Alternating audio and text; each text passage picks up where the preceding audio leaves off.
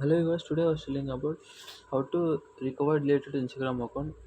For that, we know to go to Instagram account, and I was entering the idea of recently I was deleted one Instagram version dot 0121. A password is Insta password.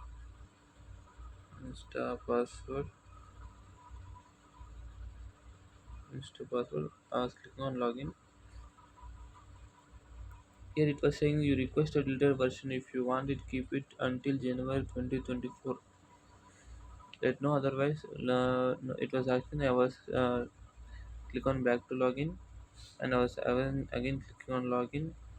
Keep account. I was clicking, and we need to now click on learn more. Wait for a few seconds. It was scrolling. Still temporarily deactivated my account. You need to click on no. The information is you need to see I need my account. You need to click on type on I need my account.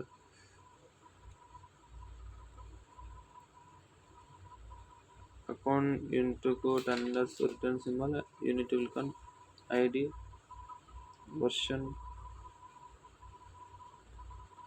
dot 0121 is submitted. Thanks for feedback. It will give the feedback within 24 hours. It will give a link to directly give you a link to your email ID or with your in your with contact number. After that, your account will activate. Thank you.